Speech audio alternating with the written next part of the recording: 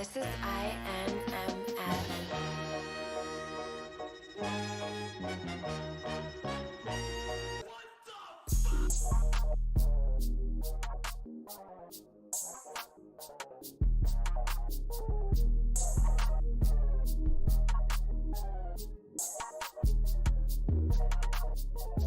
Spiritual nigga.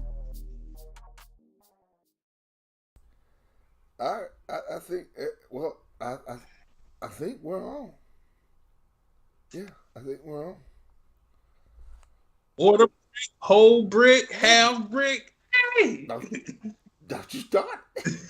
Don't you start nigga this early today. This is OJ the Juice Man. Nigga, that was how that. Oh, that was a hell of an era in hip hop. Was that the mid 2000s? Oh my god. Hey. Oh my god.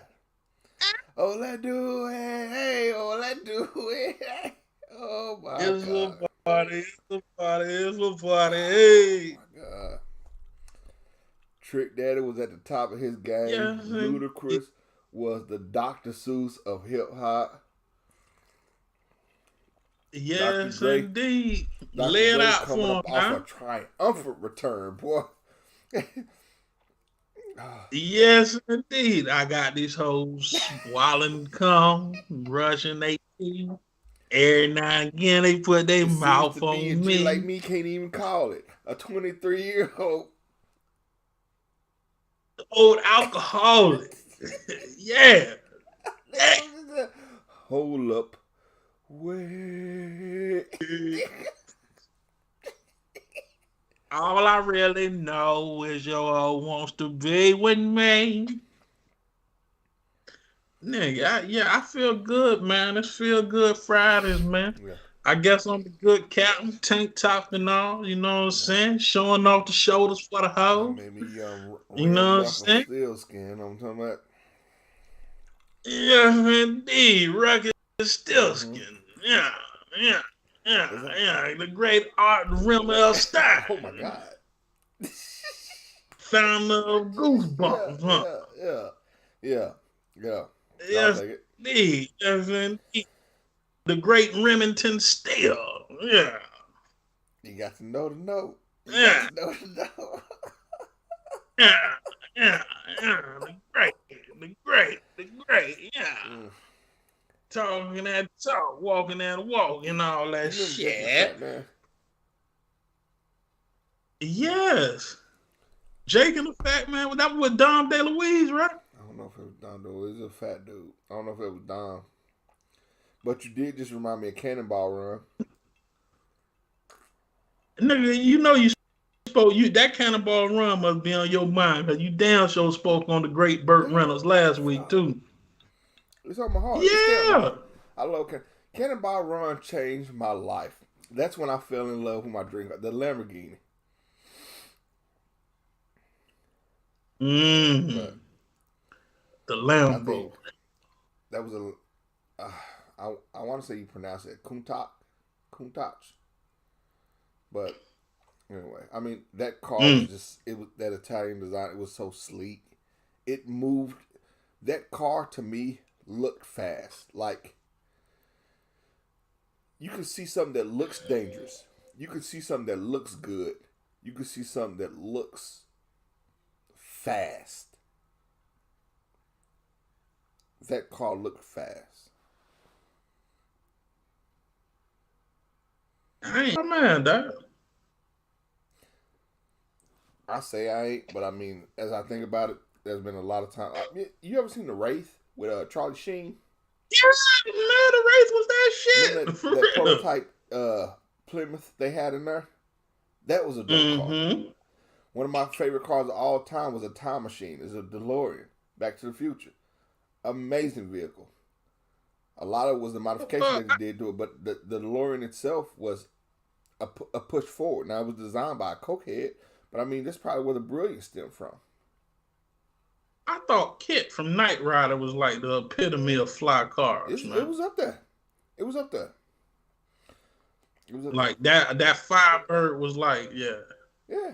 I mean, Yeah.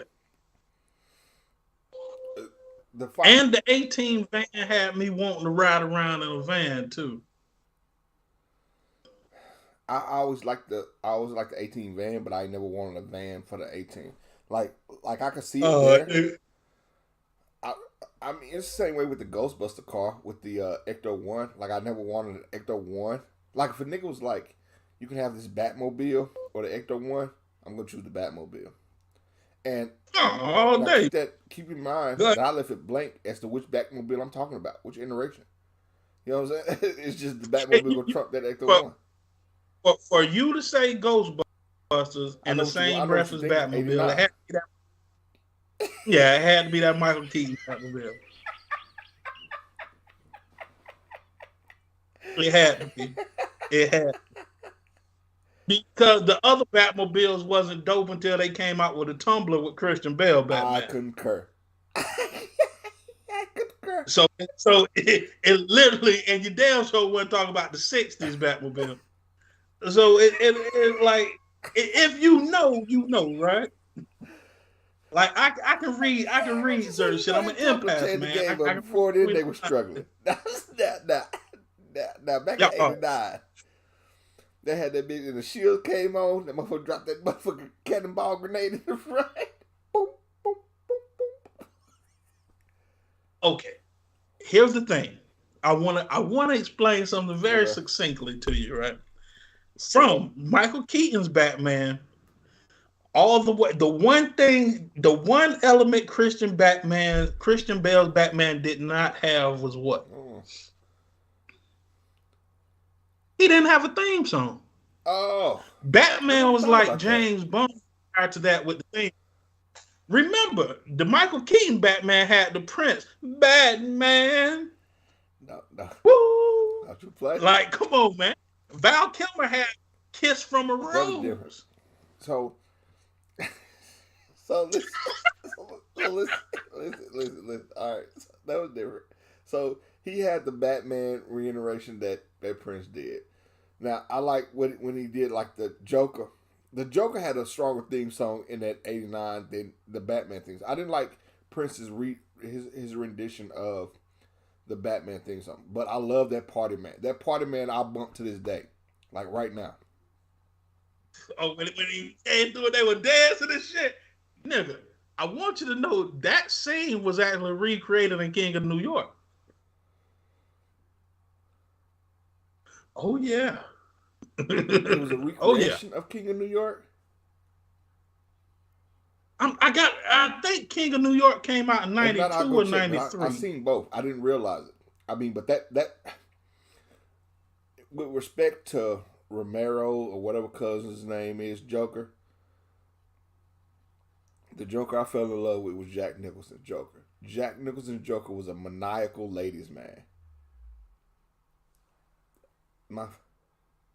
He was cool. He was cool. My favorite line, he was talking to it. He said, "Beauty and the Beast." He said, "Of course, if anyone else calls you Beast, I'll cut their face off."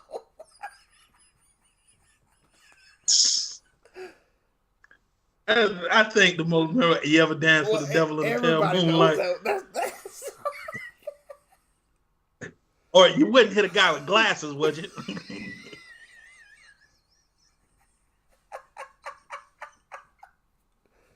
And then the dopest villain scene in all of villains. Joker, Batman flying in the Batwing. Joker sitting down some gangster shit. Yeah. Drop DJ Drama. Drop DJ Drama's bomb, please. Cannon. Put out the motherfucking cannon. Lace that bitch. And took down the Batwing with one shot. One shot? With the cannon. Motherfucking telescope that bitch back down. Yes, indeed. Yes, indeed. Nigga, like, that was straight out of Transformers. Straight out of Transformers. For real. As soon as you boy pulled out the, as soon as, Trilobite, what was it? Yeah, was it Trilobite? Who? That your boy used to pop out his chest, came out as a VHS, turned into the I bird. don't remember her name, but I do remember who you're talking about because the toy was a 2-part. Yeah, yeah, The cassette turned yeah. into a That was the dog. scene out of Trash. Yeah, yeah. Dog. He had the dog, the bird, and of course the cannon step Yeah, back. Yes, yeah, indeed. So yeah, man. So when you say Ghostbusters car in comparison to Batman car, yeah. I can see. I know exactly which one you're Okay. referring to. So what's been going on with it, man? I know we missed the last two shows. Tuesday, your boy was burnt out. I ain't slept in like 3 days. I hit that. I smoked the blunt to the face. Got too high. I ain't even remember who I was It happens, for 3 days. bro. Like I learned a long time ago, you can't judge anybody else bender. Look here, I I lost 4 5 days. 1 point, I lost them. Like Damn. I literally was like, you ever see in the movies like a motherfucker traveling time? The first thing they do is grab a newspaper, and they read the date on the newspaper, and then they ask somebody like the newspaper might be lying. That's how it was. It was like, what's today? It was like Wednesday. Oh, you was on that sleep and eat program. I bet not one light in the house came on throughout the 5 days. Your house hot. You hear me? You know how it be when your house is hot. Yeah. Yeah, last weekend, man, I drank a bottle and a half of whiskey, bonded Jack Daniels, the 100 Okay. proof. I smoked the blunt to the face, nigga. It was so bad Sunday, nigga. I stayed in bed till like 9 o'clock, You stay in bed till and bedtime. that shit Mm-hmm. correct. And then went back to sleep. Yeah, it happened. Woke up, went clocked in at work, but I wasn't there. I came back to the room, got back in the bed. Okay, that shit gonna sell itself. I was yeah, I ain't nigga. It was bad for me last week. I ain't know. I thought I did something fucked up. I was like, damn, I had to have done something wrong. Like nigga, I was bad. I just needed to refresh. I developed a sleeping routine Yeah. finally. Again, wake up. Yeah, your boy is not a morning person, never has been. But now since I got to be to work at 8 in the morning, I wake up at Yeah. 7:55, Wait, and wait, wait. I try to be to You gotta sleep be at by work at 8, so you wake up at 7:55. 5 minutes till. Yeah. yes, So you the yes, nigga. So you the nigga. You the nigga that like you be at work. You got a suit on, nigga. You got your dress shirt, nigga, with your tie, and all the camera got to do is just pan down a little bit. Motherfucker, so you draw. nah, yeah. I be in my drawers and a tank top, nigga. I wait. I work in the very next room, so I wake up and I go to the next room, clock in, then I go brush my teeth, make my coffee and shit while I'm on Yeah. the clock, of I course. mean, you do that in the office. I drink a coffee every day on the clock. At least one on the clizzy. Yeah, yeah. No, I drink a pot of coffee every morning. Every Whoa. morning I drink a pot of When coffee. you said pot, are we talking about a Keurig? They made your pot. That are we? No, no. It's it's roughly Oh, we talking it's 8 to enough to 16 fit ounces. to Okay, fill two. it's 8 ounces. Yeah, I drink three of these. Yeah, two of no, it ain't eight. I say about 16. It's enough to You drink drink two of these. 16, 2 16 at 32 ounces. You drink 32 ounces of caffeine. A quote, a quote of that coffee. I drink a quote of coffee every morning. And it go from like 8. The coffee lasts till like 1:30. So I'm drinking coffee Do and you water till like snore? 1:30. I don't know shit. Fuck kind of question Do you is have a that, breathing machine? Do you have sleep apnea? no, no, no, no, no. As you can't tell, the reason why I got on my tank top, I'm in the process of trying to Yeah, lose I weight. get all that. So tell me, so you mean tell me the doctor was like, hey man, we should get you on a machine, and you were like, shit, I need to shed these pounds, and you chose that route, the shed the pounds route. Uh, I went to the doctor probably Yeah. about a year ago, and I was a full circle, Okay. and I was like, and doc was like, hey, bro, you know, I know you noticed that dick ain't as big as it used to be, right? Nigga be like, I was like, yeah, doc. what you mean? Like, in the back of my, you know. We've been looking at, I Nigga, said, I we've been had, looking at each other since what, 11, 12? It's just, I know when something's different between me. man. Yeah. Listen, bruh, like, We had a meeting between bread. Like I dealt with something that had a big old ass. Listen, I'm just gonna put it out, big old booty. And I ain't laid a pipe right. You know what I'm saying? I ain't put in I wasn't my normal self. It was more like oh no. into dragon type of fucking nigga. Like, You gave her that Scotty. You gave her that Star Trek. Motherfucker was yeah. like, motherfucker was like, damn it, Scotty. Push it. And you, Capt'n. I'm giving her all I got.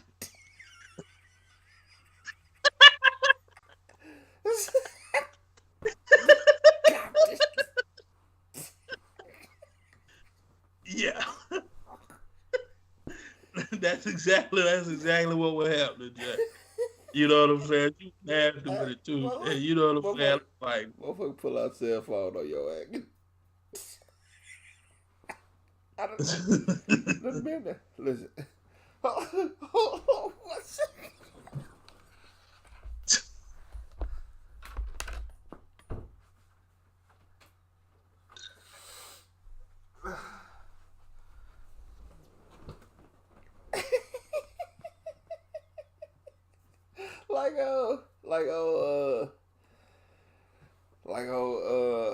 what was Cub's name on the show? She had a show. Wendy, like a Wendy. Can we talk? Can we talk? man, and for the first time in my life, I had performance issues, man. Bro, I know this don't mean a shit now, but it happens, and it's jarring for everybody. Motherfucker, listen to him, man. Motherfucker be like, "Are you okay? Like, is it me?" Yeah, No, it's not you. It's not you. I don't know. Like, I had some oh beef no, she earlier. was a gamer.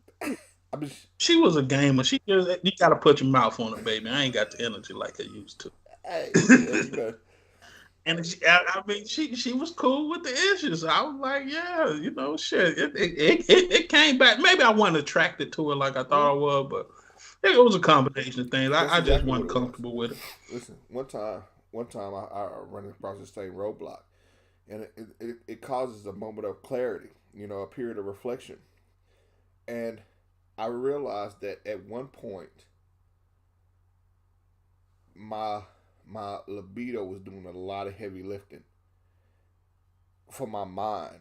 Like, so you got your mind, let's say you have some emotional something, and then you have your drive, right? Your mind's like, yeah, we can do this. We can do this. And libido's like, hey, if it feel right, it's gonna be right.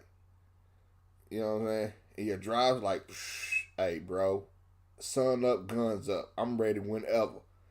Now, when you're young, Nah, nigga, like it's Vin Diesel in the yeah. Fast and Furious movie, nigga. Say, why do I have to go solve the problem? Like, family. Like, this I can go, right? So, but as you get older, it still got that same fight, but not that muscle. It's like, look, we can rock. I'm just tired. Right?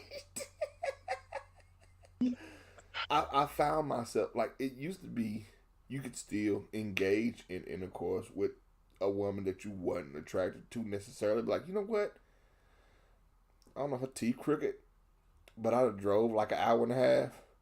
So we're going to do this. And then all of a sudden, your body like, no, we're not. Your body's like, bro, We spent an hour and a half driving. We wasted gas. And the body's like, don't care. We're not. Dick. What I found, right? And pardon me for stepping outside of the norm of black men. I found that I'm more turned on by intimacy than actual sex. Nowadays, back in the day, dick, go, gadget, dick. These days, you're on your Brian McKnight shit. I need a kiss ain't too bad. Like, dude, as you get older, it becomes more routine than pleasurable sometimes, right? Like sometimes, especially I'm 40, I'm single, so sometimes I'm just fucking to say I'm fucking. Yeah. You know what I'm saying? And it's really, how can I say it? It's really like I've never been prior points in my life. I dealt with a lot of beautiful women, right? So even though we was just fucking, if it would have escalated past just fucking, I would not have probably entertained a lot of that shit, just based on appearance. As I've gotten older, I find that relationships and building fundamental intimacy is harder to come by than sex. Like sex, as you get older, I'm experienced, so I know how to get pussy. You understand what I'm saying? Like it's almost formulaic at this point. You know what I'm saying? Meet bitch, treat bitch, eat bitch. You know what I'm saying? And so, that part comes easy, but then as you start to engage into that area of the shit, you fucking, but it's like, I really don't care about this shit. I'm just not. You want more in a form of substance. You want more, but not necessarily. You want more, but not necessarily with the person you're getting it with. Yeah. No. I'm not even including the other person. It's just you find yourself like, you know what? I want substance. I get plenty of cups. I want something to put in this now. Like it's empty. And I've had enough of just getting cups. I want something to put in this now. And I've been there. You getting burnt out on being a bachelor. That's yeah. It's the story of a bachelor. Shy the Prince would say. So I engage in these recreational acts from time to time. You know what I'm saying? And then it'd be like, this ain't really what it do. This ain't really going nowhere. This ain't really popping like it's supposed to. You know what I'm saying? It's a fly by night. At this age, I'm lazy. I don't have any interest in wearing condoms anymore. There's a lot of dick sucking that be going on. You know what I'm saying? So it just be like it is. I don't even feel like putting the effort or the work in a lot of times. You know what I'm saying? And it's just a bad space to be in. And like I say, over the course of the last few years, the first time I ever had I've had times where pussy stank. Like you had plausible excuses on why you couldn't maintain an erection, right? Pussy was stink. You was just you was drunk. You know what I'm saying? Like plausible excuses. Or should I say I had plausible excuses. And to be completely honest, no disrespect to what you're saying. From the first time that happened, with outlier obsession, outlier occasions, outlier situations. For the most part, I knew exactly what it was because, like I said, mentally I know if my head in the game or not, and I spend that time trying to talk myself up. Let's be like, you know what? I don't like women who breast smell like corn chips and her breast smell like corn chips. So I'm not surprised that my body's acting the way it's acting. But I drove an hour and a half, so we need to perform. Let's rock. But your body is your body. Your body's like, no. I hear what you say. I hear what you're saying. Yeah, time to get into the game, coach. Coach, versus coach. Yeah. Put me in now. Yeah, You know what I'm saying? It's just like fucking when you're broke. You know what I'm saying? It's like, this don't feel, this ain't what it is. Yeah. You one question You away from know, making an and offer. it's, you know, You know what I'm saying? You know, yeah. y'all land Yeah, on well, I mean, sheet. I show him hungry, and you think to yourself, "There's nothing in there." well, I'm not doing nothing for you. I suggest you go home. Yeah. You ever have you ever have motherfuckers Nigga, bump you out? You be laying there, like let's say she laying there, and she go pop that booty up, get up.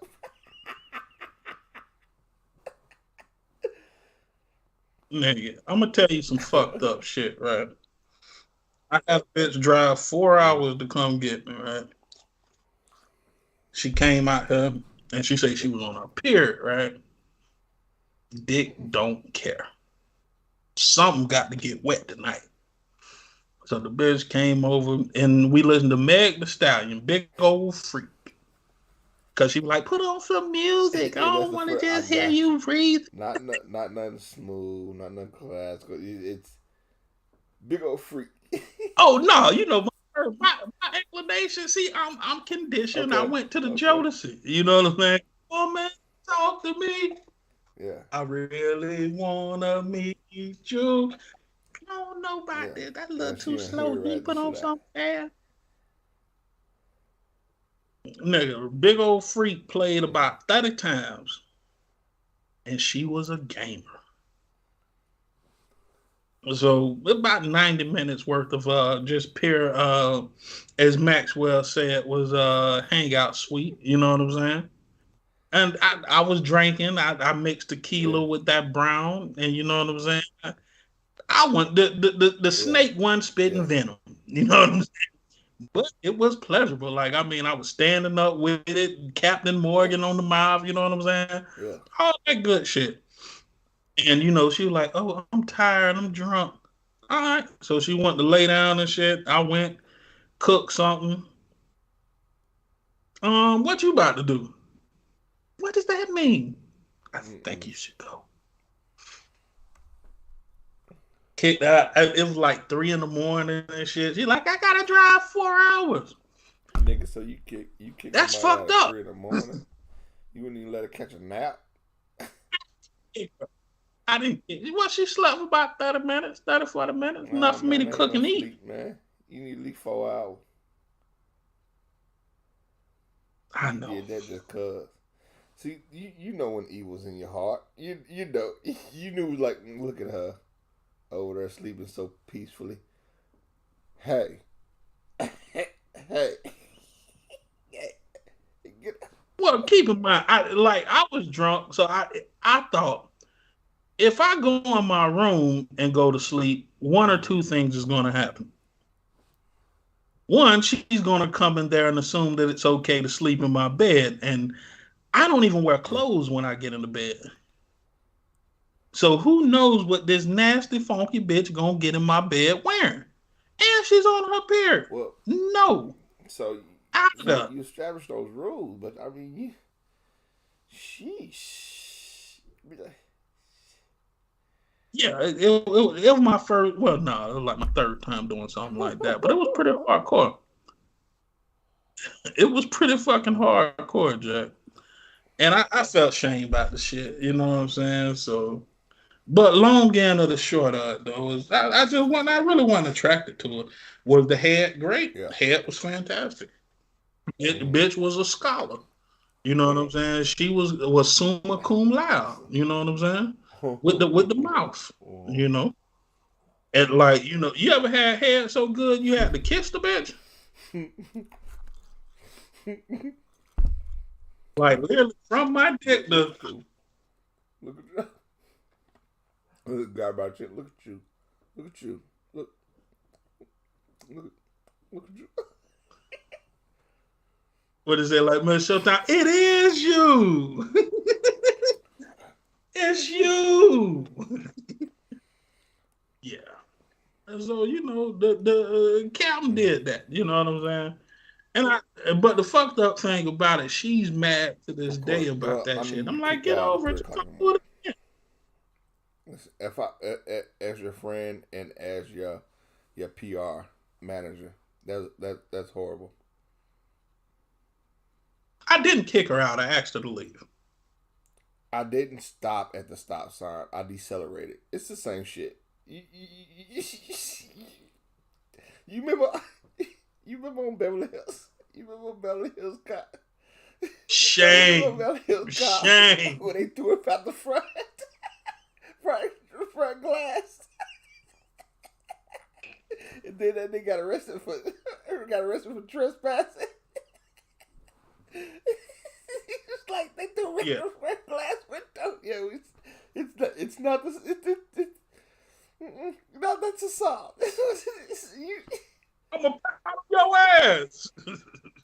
Yeah. Yeah.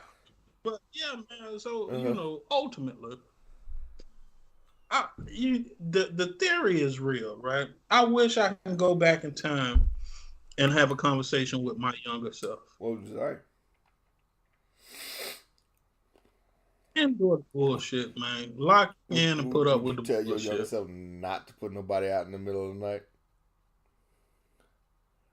I would tell myself, put your life in a position where it don't come to that. Like, I got a partner, right? He endured the bullshit. With his high school sweetheart from when he was 16, he endured the bullshit and has a great relationship now. But those growing pains are there, you know what I'm saying?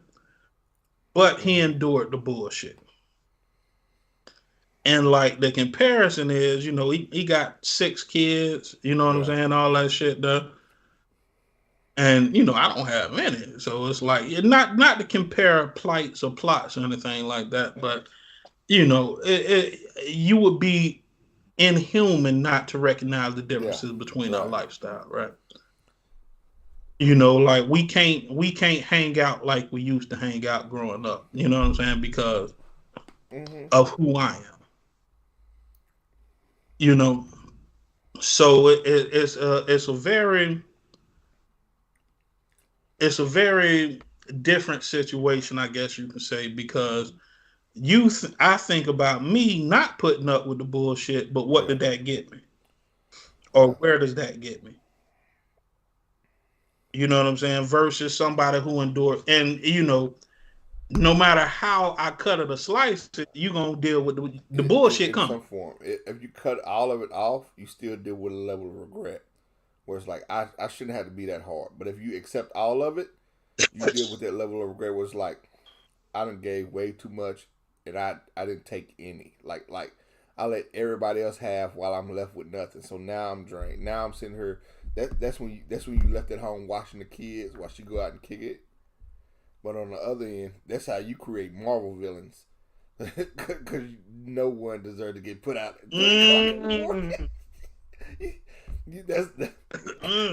I hate him. That's how you develop the Marvel villain. You be like, who are you? You know what I'm saying? When you first introduce the villain, you don't know who they are. You be like, I don't know your backstory. Who are you? Yeah, then you put her out at 3 a.m. 4 years later, like she pop out the bushes. I am wrath. I am vengeance. I am bang. And the bitch just inject herself with the venom, grow like the 8 feet tall, and I'm sitting there. You don't recognize who she is till halfway through the fight. If you start seeing the backstory and shit, you start seeing how like she got in her car that night, and then she had a blowout, then she had to stay in the woods all night, man. And in the woods, she had to was abducted by scientists. Scientists injected her with venom and shit like that. Now the bitch got super muscles, and the only thing that fill her muscles is a hatred of my black ass. It is you. So, and you're right. And I've never been the type to hurt women before I do women dirty or nothing like that. But like as I've gotten older, I've become colder. You know what I mean? And I think as men, what we don't tell the young men, bullshit is coming. Anytime you deal with a woman, bullshit is on the way. Bullshit will come to your desk. There is no such thing as a woman that provides a a safe space initially for a man. Now, can it grow into a safe space? Yes. But I've always been the type that once that bullshit come, bitch, I've done better and I will do better. What if the bullshit comes before the safe space, and you got to withstand the bullshit to get to the safe space? That's how it always happened. That's why I've never found a safe space. You know, I found the bullshit, but I've never found a That's safe pretty on space. par. That's on brand. Like a lot of relationships I've had start out where like I look back on it and be like, I should have left then. But then like you get to a point and we're like, you know what? It ain't that bad. And while you're trying to process the change in a relationship and trying to justify the existence, this other person is now like, you know what? I can let these guards down. So now y'all find yourself where it's like she's just safe space, but now you're afraid to accept it. It's like, I don't know if are we good like today? Is that what we're doing? Are we good? You turn into a Drake song, nigga. Are we still good? Are we still good? You can do better, is what he said. Yeah. Are you drunk right now? Yeah. So I mean, Drake you is know, the and superhero of light skin niggas. I just want to put that out there. Go ahead. I'm sorry. no, I don't. I think Drake has transcended light skin. I think Drake is an emotion of himself. Drake is a whole nother emotion. Like you got happy, Yeah, sad Drake. back in the day when Drake dropped his second album with Marvin's Room and all that shit, nigga, I could get drunk and send women Drake songs, man. You said like it's a tongue, like it's a speech, For real. like it's a dialect. It's so you speak Drake, I speak fluid Drake. Dude. When I was 29 and Drake came out, right? It was a girl I met, right? Beautiful woman. Had 3 kids and shit like that. Pussy was 3 kids, like 8 abortions. You know what I'm saying? Right. Best pussy I ever had in my life. In all honesty, that pussy could do all types of magical shit. Except stay empty. You know, I love her. So every time, ever since then, for the last 11 years, every time Drake drops an album, or should I say, every time we find ourselves circling back, Drake drops an album. So Drake has about 9 albums. So there's been 9 times in my life in which me and this woman have found each other again. And it always happens around the Drake album release. Real talk. It is. It's wild. But sometimes you bond with people like she's 5 years older than me. Let me put that out there too. So, you know, she's a little bit more experienced, but now life and love is kicking her ass, according to the last Drake album, right? Are you judging how her life is going off this completely? Wait. So does this include collab albums? Like, is her life like is her life at the 21? Could you do something for me stage? Is that where we at? Okay. What do you remember the title of the last Drake album? Sorry, her loss, or fuck it, she'll figure it out, or some shit like that. Her loss. So now the way she treated me 11 years ago, even though we circled back a couple of times, but I never got over how she treated me. Now she's not as fine as she's 45. She's not as fine as she used to be. Niggas ain't thirsty for her like they used to be. You know what I'm saying? So they're treating her exactly how she treated me. Karma. And I hate to say it, but I took a little pleasure in that shit. It's eating crow. It's getting you just deserves or whatever we're calling it. It's karma. And as much as we shouldn't indulge in karma whenever it strikes, we can't help it. Because it's like, you know what? You deserve that. And I deserve to be happy that you deserve it. I don't, it's not like I wish it on you. It's like the universe did it. You ain't hurt. Like, it's not like you got murdered. So you ain't hurt. You all right. Oh well, she experienced some bullshit though. Somebody had got killed Well, right in that's front of different. her. Say, man. Say. Well, I don't think so. All right. So with that being said, it's not like he was like, you know what? I'm so upset with you. I hope you get to see somebody die. No one says that. No, No one no, says no. But here's the thing, and this is where I I'm very that. formulaic when Yeah. it comes to women, right? Like I have very specific boundaries. I don't like niggas. I don't fuck niggas. Keep niggas the fuck away from me, and you stay Yeah. the fuck from around niggas. You know what I'm saying? Like I know men. You know what I'm saying? And men, we come with our degree of bullshit. And sometimes men are engaged in bullshit in which is detrimental to that man's life unless he matures and Yeah. gets up out that bullshit. You know what I'm saying? So she was involved with somebody. She was at somebody's house and they was involved in some bullshit. And somebody came over there and shot that Oh nigga dead on his God. doorstep with her in the house. And I was like, do you think that I would have allowed you to be over there? And this is what happens when women don't have instructions or guidance or somebody to give them boundaries. So You so know, that could have been totally so avoided. your woman isn't allowed to have guy friends. Hell no. I don't keep female dude. I'm Yeah. hard up, dog. I tell women I Uh, don't keep female friends. I fall in love with a lot of women that, they were like we was fucking and shit like that. They were like, well, yeah, I got a date tonight. Hey, don't mm, call me no more. Like I don't deal with that. A woman becomes dangerous when another yeah. man is in the picture because you, as men, we know the Yeah. treachery of men. You know that some niggas Yeah. will kill about pussy. Some niggas will lie about pussy.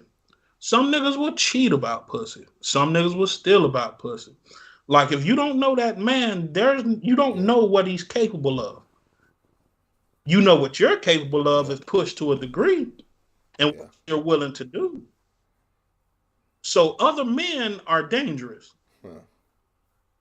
So if a woman says she has a male friend, if Yeah. she's dealing with me, one, why? Like, are you going to come to him for advice Mm-hmm. about our relationship? And she'd be like, yeah, I just be wanting to sound the boy. Out of there! If you don't I'm talk to saying. him, you better go to God. That's it.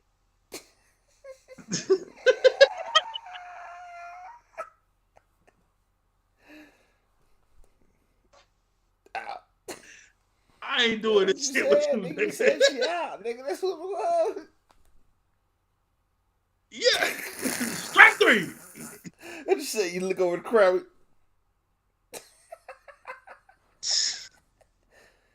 Kumate. Kumate. It has multiple meanings. It's It's a, like, yeah, a yeah, synonym. You know what I'm saying? So I can't, and it yeah, comes the same with females. When you have a female friend, the reason I absolve myself from female friends is because I'm yeah, not going to be there to protect you, and I'm also not going to be the guy that gives you the yeah, advice to leave a man. Because if I tell you, hey, that nigga leaving speed knots on your forehead, you might want to get up out that situation. But I love him. I hate, I hate that you use the term Okay. speed knots. Immediately, so you said that, I was like, well, it's time for right? With no remorse for fucking with a mob stuff. For fucking with a mob.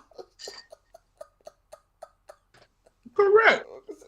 So I don't keep. I'm cordial Uh-huh. with a lot of women. If I have women who I'm cordial with who are married Yeah. and so forth like that. But I'm not, and I tell them Mm-hmm. I'm not going to give you advice. I'm not going to give you accurate advice because ultimately Yeah. I would fuck you. And I guess you could be friends with women Yeah. you're not attracted to. But then if I'm not attracted to you, I love, and I consider myself to be a good friend.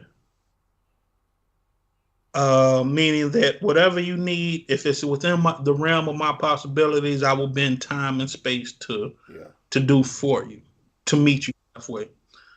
And I feel that women will take advantage of that. Like if we're plutonic friends and we're dating, or not dating and we're just friends, when we go to dinner, is the expectation that I pay? Are you asking? Yeah. And then we're not friends. Well, I mean, you're friends, but there's also a sense of cordiality, a sense of chivalry. But and that's the problem, right? See, chivalry is only relevant in courting. It's a Oh way of no. life. Mm. All right, so this is an assumption that friends can go Dutch, right? If you and me went to dinner, Yeah. I come to Dallas. We go to Papa Do's. Nigga, First you time. buying my dinner? Now, if you live down here and we go to Papa Do's every weekend, I'm not gonna buy you dinner every weekend. But if you going out with your sister, would you buy her dinner? Why? Absolutely. Because that's my motherfucking So sister. I said it rhetorically, respectfully. so so so it's that same, I guess, not the same level of title that your sister has, but that same level of cordiality that you grant your sister. Your sister doesn't have to question, hey, are you gonna pay for my food too? Just like there's situations. You know what? Now that I'm talking about it, I guess it depends on the exact situation. Like if you have a female and she's a friend, if y'all agree mutually to go to dinner, like, hey man, yeah, let's go get some to eat. You like, yeah, I like crawfish, and then y'all decide on a crawfish spot.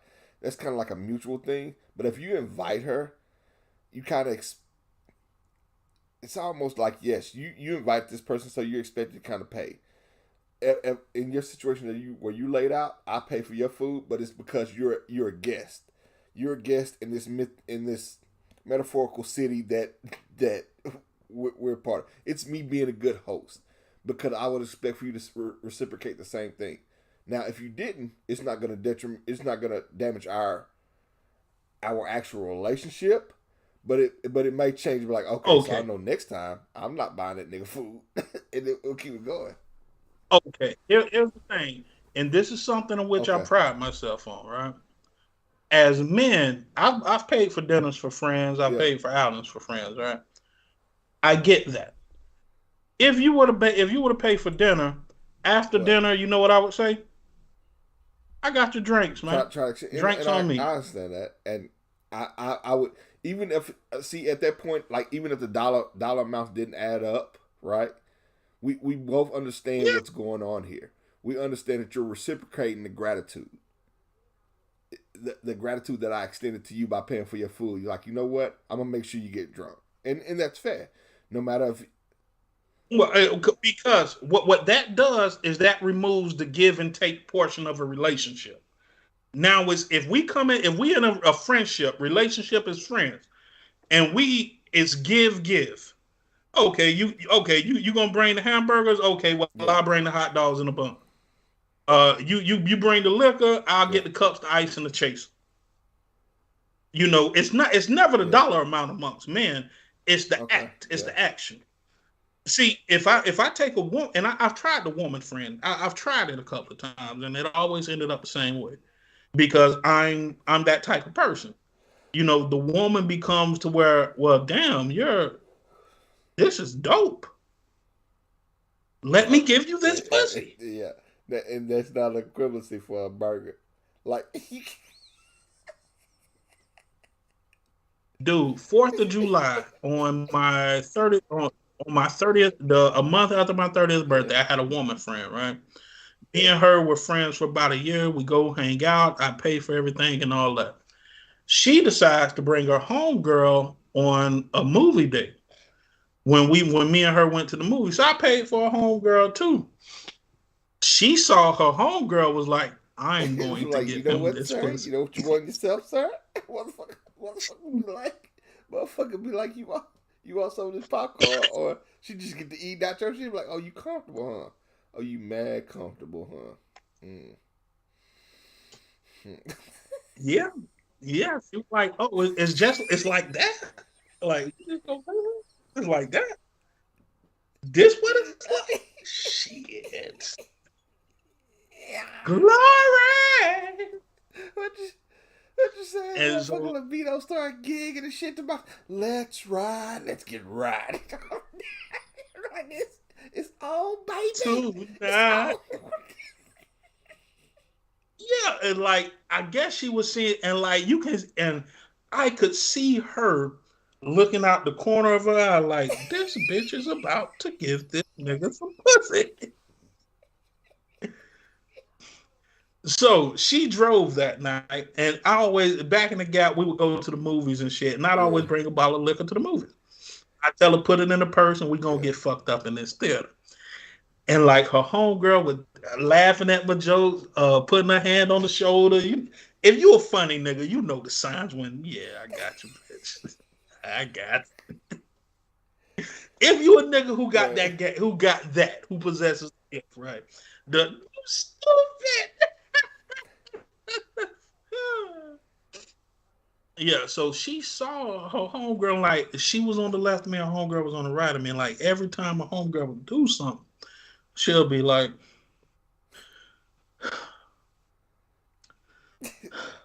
Hey man, you need that. You need some. so we You need some leave. albuterol or something. You over there breathing heavy. You need a pump or something. You alright over there? Yeah, like,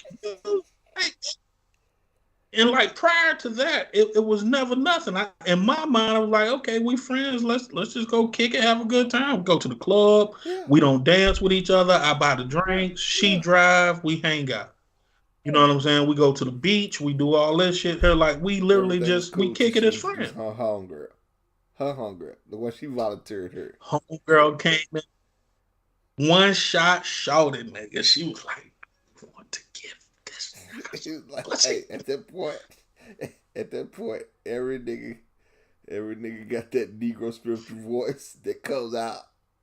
When you about to scope, like, look, I said, live every all voice. you got to do is not fuck this up. It's yours. It's right there. Don't fuck it up. What did I say? 30 minutes later.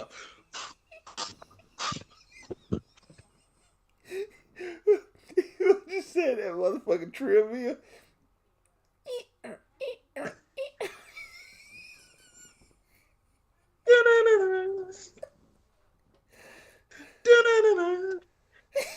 What it is? Fool. What's up? Can a nigga? Them guys, my balls. Oh yes. Them draws, my balls. Oh yeah.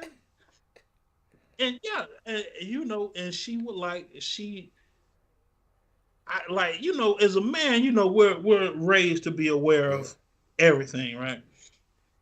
Or that's just if you have a particular set of skills and you train a certain way, right? If you So if around you keep dangerous your head niggas, on you the know. swivel. Correct. So like every time she do something, I notice her. Right. And like, so we leave the movie theater. She was like, I'm gonna take you home first. She said, what's that? Running that interception like prime, baby. Look. So what we gonna do? We finna take you out to play. You're like, no. Hey. What? Listen. Before you continue, like any good skeezer, well, she was like, nah, you ain't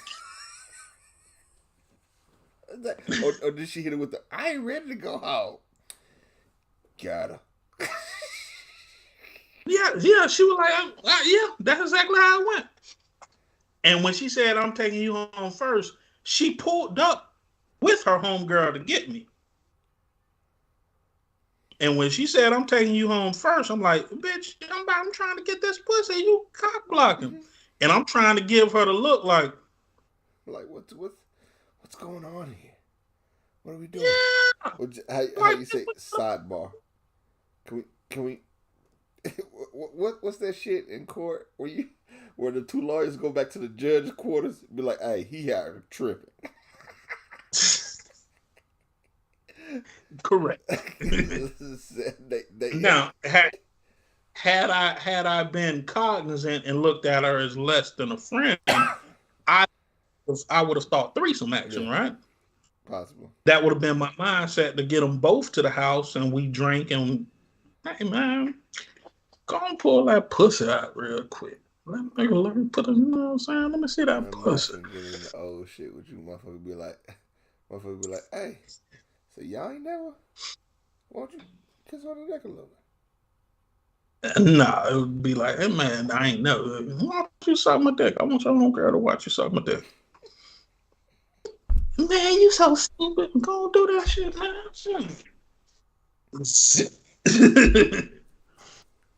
Oh, you see what your homegirl doing, Cole? You just gonna sit there and watch, huh? Come on. If you know, you know. But if you know, you know. But anyway, yeah, she took her homegirl to the house and shit, right? She was like, I don't know what was wrong with her. She was tripping tonight. She had a little attitude. Yeah. Oh. So we go to the house and I'm like, all right, man, no, hey, let's just sit down and talk for a little bit. I want to rap with you. Okay. So we in the car chat and shit like that. And I'm peeping the vibe, like, what are you doing? I'm gonna let you do it. But what are you doing?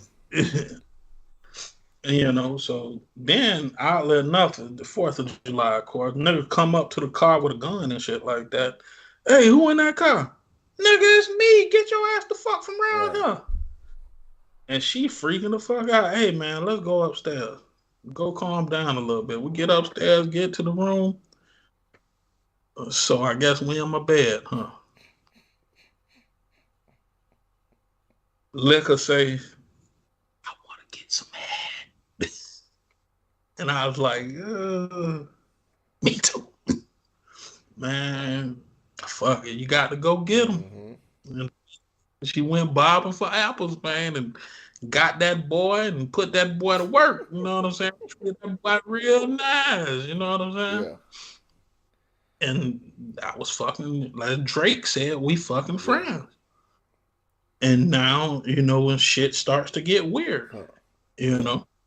Yeah, that's why I say I've never been one. I'm not a sneaky link type nigga. I'm very overt as a man, you know. Yeah. And you know, I was like, well, you know, shit, she was a cool friend, and you know, typically you start off with friends first, and fuck it, what's up? But we couldn't get on the same page as far as a relationship, so we just fucked off and on for a couple of years. It's never worked for me. You know, again, I have women I'm cordial with, like all my sister friends. I never tried to fuck any of my sister friends. They all call me little bro. They ask to borrow money, whatever the case may be. I got them. You know, no sex, nothing like that. One of my sister friends tried to get me on a bean one time and raped me, but I was stronger than I around my little wild lifestyle. Right. Yeah. Right. Yeah. Yeah. And it was her and my other sister friend at the same damn time. Yeah, so me and two O's popping beans and smoking reefer and shit like that. That's something. Yeah. So I said that's something. It is. But in my life, it's never worked, man. The type of man I am, either a woman is asexual or we fucking. You know, when I say asexual, mean I don't see anything sexually in you. I can't deal with you on that level because of politics or whatever the case may be. So You know, just like my friends' wives or something like that. I've never seen my friend wives as a Right. sexual thing. You know what I'm saying? You're no longer human. You're a eunuch. Yeah. You know what I'm saying? You don't have a pussy. You don't have titties. You're a person. You know what I'm saying? And not to diminish anybody or anything like that, but bitch, we not gonna be talking and we not gonna be conversating about anything. Yeah. Like, no. So, you know, when it comes down to something like that, it's just never worked for me. Now I've seen people who can do it, but typically the people that have do it, they've tried to fuck once or twice. Yeah. You know what I'm saying? Or somebody wants to fuck and they're not being realistic Yeah. about the shit. And so I formulated the opinion that men and Okay. women can't be friends. Well, I'm gonna make me another drink.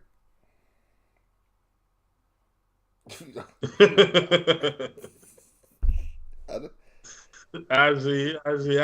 we, Drinking out that Hanukkah it cup. does look like candles go across. It's actually a moose. It's from it's from that Walt Disney place that the Griswolds went to, but in National Lampoon's Christmas Vacation or Christmas Party, whatever it was, there's one part where he's like sitting watching the family after he done put out all these fires and shit, and he's drinking eggnog out of it. And this is right before he got that bonus check in the mail. His bonus check was like $50. He planned on buying a pool, an in-ground pool with with the bonus check. His bonus check was like $50, and it went slap the fuck off. And As should. at the time, as a kid, I was like, wow, people are crazy behind money. Now, as an adult in that corporate environment, I'm like, I completely understand how pissed off you were. I completely understand. Correct. Well, yeah, I gotta fill up too, man. I'm sorry, I hate to bore you with my sex exploitations, but No, man, we went down a rabbit hole and it went. That's why men and women can't be friends in my mind. I mean, yeah, I mean, if you know something different than me, please elaborate. Like nah, I'm always interested in seeing a contrast to my opinion yeah, I or think, my anecdotal lifestyle. You know. yeah, I think one of the things that you're discounting is the person itself. Like, I think that plays a major part. But then again, these are your lives. In order to like figure out a true answer to that, you got one or two choices. One or two choices. You can either speak on personal experience, or we can perform an experiment, a design experiment, and it could be in the form of like a census or a question, how a poll. How's this happened for how many people in the past? And then based off that, there's always going to be the X factor where this can't be 100% true. But in most cases, per study, it's been proven that these are the end results. So this is why this is valid. I agree. I agree, and I think that it's worthwhile. You know, I think it's worth talking about and worth Yeah. exploring. But the other form of thought, just before we go on break, real quick, my other train of thought is I couldn't I don't I'm not a pillow talker, so I'm not going to ask another woman for advice on how to treat my Yeah. woman because you've never been treated like Yeah. this, and I'll be damned if I let another nigga tell a bitch how to treat me. But if you had a female who's a homegirl, you feel yourself at one point having those type of conversations, or would it be like, so how did you pass that level on Castlevania? Like, what, like would it be just regular bush? No, clearly a lot of women assume the friendship level, and I'd be like, hey, we can be cordial, respectful, and we can even like each other as far as friendly. But as far as conversation goes, I tell women all the time, I want you to understand I'm a nice guy, but I'm a man Yeah, first. So if you start, if you're not going to get undressed in front of me, and I'm just going to be like, "Oh, girl, you Right. tripping?" Like you're not going to walk around the house naked. Motherfucker Like, take out the clothes, you be like, hey man, you been working out? I can see it on your shoulders. That's not what you're looking at. You're not looking. nah, man, damn them titties Right. busting, girl. Come Right. on. You feel like I can't. I don't have a queer Yeah. eye. If it No, I makes get what sense, you're you know saying. what I'm saying. So if you got a fat ass, damn that ass fat girl. You got some big titties, damn them titties gang banging today, I've girl. never heard that phrase in my entire life. Just saying. But yeah, man, let's You sound refresh the like you drink. made some shit up. It's like, damn, them titties chili dogging. Damn, them titties, them titties kind of bunking and. Well, I mean, if you know, you know. All right, man. Let's go and bring Peebo I'm in. not just this way on the podcast. This is my real life. I am who I am. I'm gonna bring Peebo in, man. I'm finna go make me a drink. I'm with you. I got to piss like a racehorse too. All right, we on. All right, fam. This is INMF.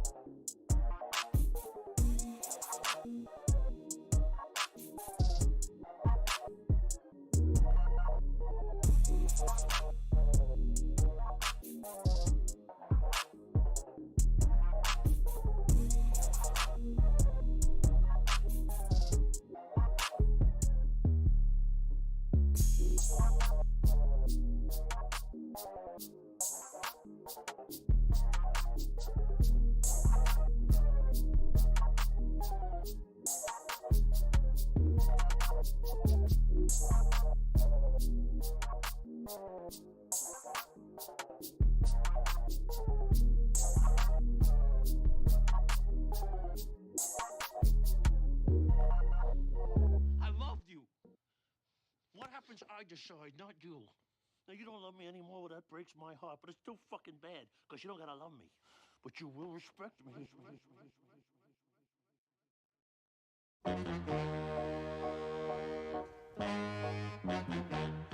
This is INMF.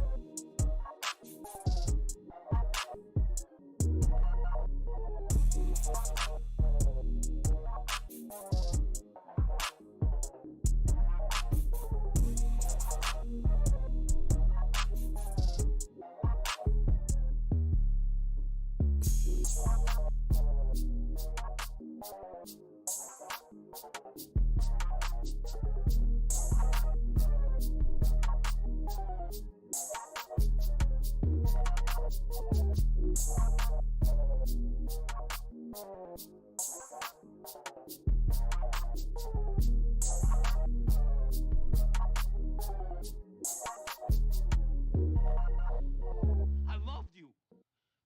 What happens? I decide, not you. Now, you don't love me anymore. Well, that breaks my heart. But it's still fucking bad because you don't gotta love me. But you will respect me.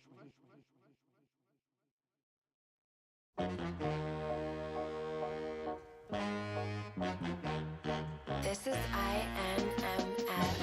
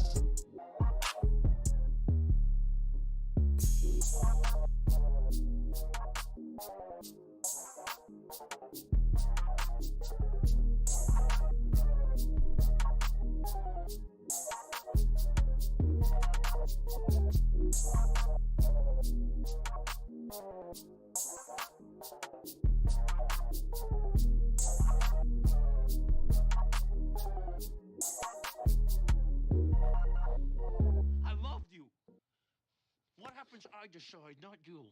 Now, you don't love me anymore, well, that breaks my heart, but it's still fucking bad, because you don't gotta love me. But you will respect me.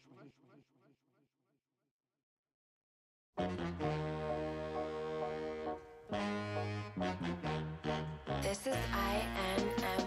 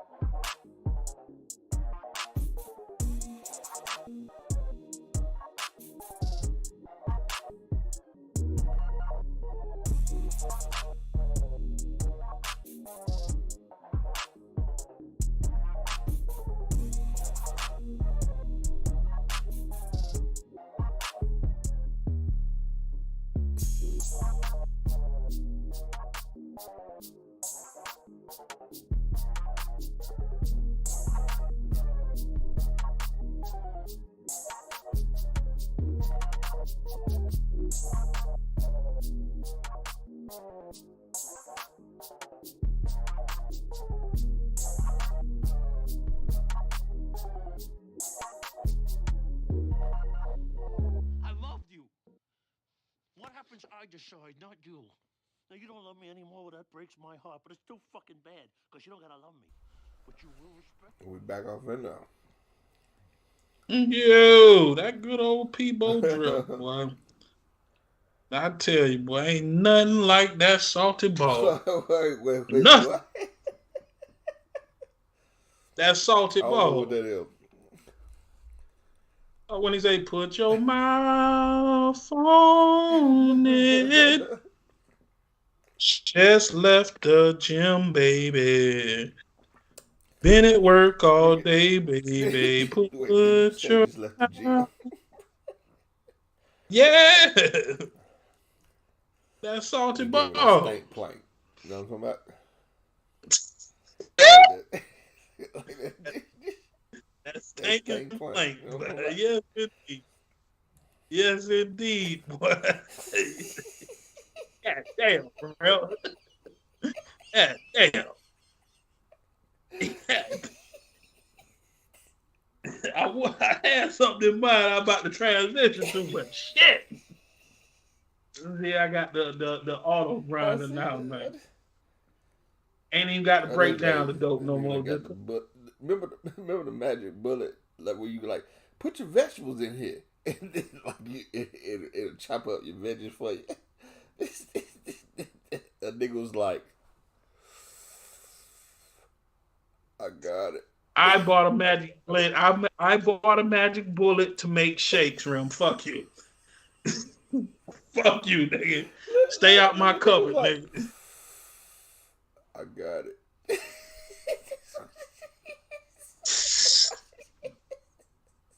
Yeah, man. I'm out there bad tonight. I can see it now. I got off fucking nap, Jack. So, and I at 8:15, so I'm wide awake. I wanted to go to the bar before we got going tonight, but yeah. And then about these old cocktails, got a nigga ready to go slang some. Speaking of going places. Very, very. Please continue. So I read earlier this week that Deion Primetime Sanders just accepted a position at Colorado University, which ends his tenure at Jackson State. I think it's Jackson State. You all right? And niggas, for lack of better terminology, are upset. Correct. They fired his ass.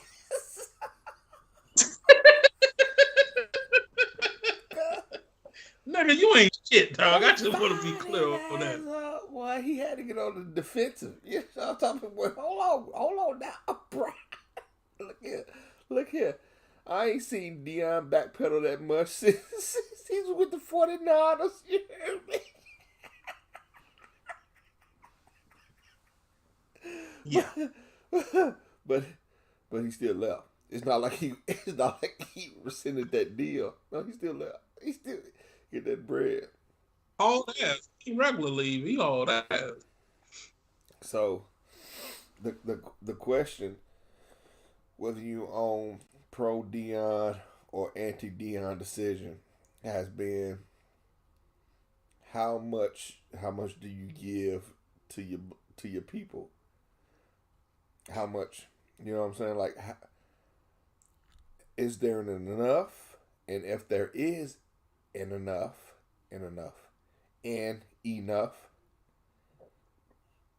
using his case as a discussion, what is that point? Like, how, and then telling me, how do you feel about that? How long do you think he should have stayed at Jackson State? Like, what would have been a good criteria for him leaving Jackson State? In your opinion, if you agree with him, a good criteria for him leaving was if he wanted to. It's multi-layered, right? It's so many layers that goes into it, right? What part of it should I attack first? All right, let's go with the first point, right? The first point is that we have this notion, right, about HBCUs. We look at HBCUs as noble academic institutions, right? Even though they produce some of the most vile niggas in the world, right? Like I hate fraternity niggas. But that's the same as fraternity niggas hating gangbangers. Like, just because. But they the same exact fucking thing. Just come on, no, they not. We know gangbangers. We know fraternity niggas. Gangbangers do it on. See, it's a spectrum to it. Gangbangers gangbang on nigga shit. They do nigga shit without doing nigga shit. It's just a different level of nigga shit and nigga treat. Different levels of nigga treat, my nigga. Yeah, and that's why I say it's multi-layered. First and foremost, let's go with HBCUs and football programs, right? Now, and I know the most popular sports in America are dominated by black athletes, correct? Through slavery? HBCUs since through selective breathing? Is that Well, yeah, slavery plays a role because you literally bred niggas to be genetically superior. You took the biggest woman, the biggest man, and they had a baby. And that became a big ass baby who then had children in the same time. So it's not unnormal to see a 6'12" or 6'8" motherfucking nigga that's 300 pounds that can jump over buildings in single bounds, on the Superman side of the game. Mutations, so to speak, right? So we look at it like that, right? HBCUs have adopted the same exact philosophy as Ivy League colleges, right? Harvard, Yale, Brown University, and so forth, right? They prioritize their academia and really don't need to put money into their athletics, right? They don't prioritize athletics, right? You don't see Harvard or Yale games on TV for the most part, right? HBCUs have the exact same formula as the Ivy League schools, minus the people who donate to Ivy League schools, the alumni of Ivy League schools. Correct. You don't have Bill Gates or Jeff Bezos donating millions and millions upon millions of dollars to HBCUs. You don't have the alumni that got the paper like that to do it. But you adopt the same philosophy. Had HBCUs prioritized athletics, more black people would have went to HBCUs. Like back in the day, Walter Payton came from HBCU. But we don't emphasize athletics at HBCUs. Why? So that's part of the conundrum, right? Like if that was part of the case, if they prioritized athletics and put out dominant sports programs, Deion Sanders would have just been a blip on the radar. Okay. So that's one layer to it, right? Let's get into the emotional shit, right? We talk about these young black boys who Deion promised to take care of. Well, unfortunately, had these niggas had daddies in their fucking life, you wouldn't need Deion Sanders to be a fucking boy. Not every. All right, go ahead. I'm sorry. I'm being just contrary. No, I get. Well, not every black person they ain't got no daddy, but by and large, yeah, them niggas was fatherless. He went to mama and grandmama house and got them niggas up out of there. Let's keep it a buck. If the average single parent household is 80%, 80% of we just use that 80% of them kids on that team ain't got no fucking daddy, and Deion became their daddy. Okay, so that's another layer to it. Then the layer of him going in there and taking on that responsibility, that's where it becomes convoluted. If you know all of these things about this situation that you're going into, we would like to say that you should make it an obligation to be there for those kids, right? And clearly, by Deion leaving and only taking the best and the brightest, it become a little fucked up for everybody else, right? That second and third string nigga who know he not going to the NFL, but he play his heart out for you, Deion. But he can't go to Colorado. Deion didn't ask him to be there. So, yeah. So, I mean, it becomes a little fucked up in that degree. The problem I have with it is, and this is the problem with the black community because it is a black problem. Most people don't give a fuck. He went to the worst performing college team in the Pacific Division in Colorado. You know what I mean? They're the worst. So, and do I think he'll be able to turn it around? Yes. Let me lead with that. But to take on the problem with the black community, when the people who become elevated in our community, they come to give back. Once something happens in their life, they abandon everything in which they built. So basically, Deion Sanders brought. It's so many layers to this shit. Deion Sanders brought revenue that Jackson State has never seen before. Just like Colorado right now, Colorado has never made more money in a single day based on their football program to the day than when Deion got there, right? So it's the Deion. It's clearly a Deion. They bought tickets, $40,000 and 40,000 different shirts and different not $40,000, 40,000 different articles of Colorado memorabilia was purchased. Bro, because you brought up a valid point, and it's something that I was telling my wife when we were talking about the draw of Deion, and I told her like Deion is one of those few people where their talent match their bravado. Okay, yeah.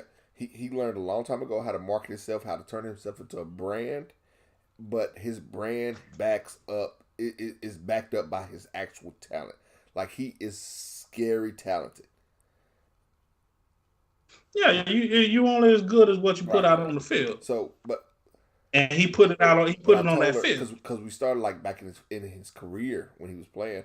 And I mentioned to her how Deion would shut down whole halves of the field, but because quarterbacks were scared to throw on his side of the field because not only is he as flashy as he was really fucking fast. Like he'll get there, he can get to that ball before the receiver could get to it. Like with the exception of your star receivers, right? But he wasn't hot. He wasn't a hype job. Exactly. But on top of all that, and like I told her, on top of all that, he was a seat filler. People would come to these games to watch Deion, and he's doing the same thing now. I said, you'd be amazed how many people went to Jackson State games just to watch Deion stand on side that field and coach, cause it's Deion. It's that energy. It's like you said, that bravado that he brings. So now he was like, Colorado ain't made no money like they did the first day Deion signed there. And he just the coach.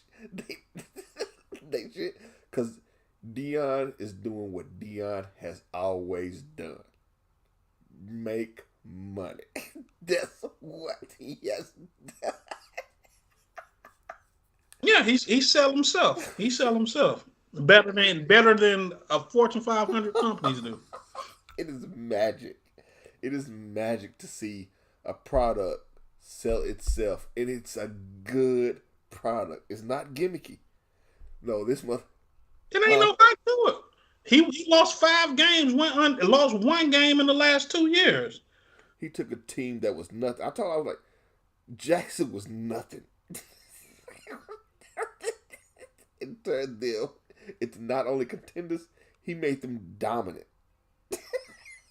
Oh, here go the thing, Reman. This where it get fucked up, and you gotta empathize with Deion about, right? You realize when they played in them games and shit like that, they sold out every game, right? What the athletic director did with all the revenue they were generating from the TV, being on ESPN, College Game Day, all the money and revenue in which he got, he went ahead and it was noble what he did, but at the same time, you got to take care of your horse. Yeah. You know what I'm saying? So they made like let's just say $3 million. He gave the football team and dispersed the rest of the money amongst each other. It's alleged that they sold $50,000 tickets, but the revenue only came down to 38,000 tickets that were sold. Yeah. So somebody pocketed the 14,000 tickets that were sold. Yeah. Which, if you say, hypothetically speaking, the tickets are $25 a piece, yeah, looking it up, was about $250,000. Yeah. That just disappears. And so Deion, I can imagine Deion like, man, what a paper. Deion got those. Well, Jackson State had one uniform they was washing every Friday, to where now they had 13 different uniforms. Prime say, you look good, you feel good. You feel good, you play good. I always you said play that. good. You play good. They play good. He's always said and stood on that shit. Where is the lie? The formula's proven. The formula's proven. He got that good dope. It's good dope. It's good dope. It sell itself. It sell itself. So, if they go through all that, the money missing, they paid Deion basically $400,000 a year, and he said he would donate half his salary back to the school. So he just said, pay me this much so I don't look like a fool. But basically his contract was for $500,000 for 4 years. He basically got that. He goes to Colorado. They say, okay, $500,000. We'll give you 10 times what they paying you. Because they recognize Deion for the product he is. They know that one thing he gonna do, besides make them dominant, he gonna put ass in them seats. And they gonna sell merchandise and tickets and all that. Hats, t-shirts, jerseys. And Deion, he has a way of ingratiating himself into people. First thing Deion did a couple of days ago, was it last night? Colorado State had a basketball game. He had the basketball game. They showed Deion on the jumbotron. Everybody, Deion! You know the Deion effect. You never gave a fuck about a Colorado basketball game. Since Cordell Stewart played for that, but if you know, you know, right? If you know, you know, and it's such a fucked up predicament for him to be in, right? Mm-hmm. Like, for one, I can go make 10 times more money and help 10 times more people, but at the same time, I abandon everything that has to do with my people. And that's where it becomes fucked up. I think that second part is a notion, but it's a notion or it's an idea. It's not true, but if you don't realize that it's not true, it could dig at you. And I think that was his struggle. I, I don't think it should have been, nor was it realistic for it to be all on him. Like, man, you really letting black people down. That is a heavy crown to wear, man. Like, I can't imagine doing something. Here's a better example.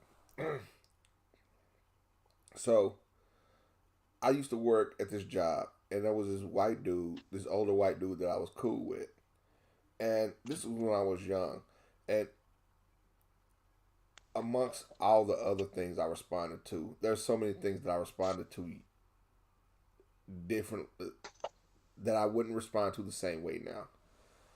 And one day, like, he got to a point, he said he said this thing that I, like, we like hung out. I had another home with us, so we were really cool outside of work. And then one day he flied off the handle with this nigga joke. He was like, you know how niggas love chicken. Yeah. It turned into a DMX on That was like 23, 24. And there's a part of me that's like, I don't like how this feels. But there's another part of me like, but we're friends. He didn't say it in a hateful way. He didn't want to, like, get that nigger.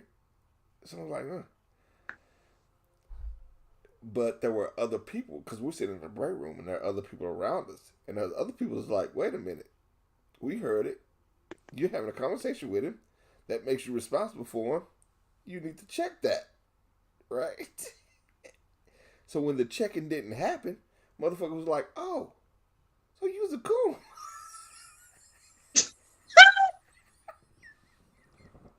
Here come the coons.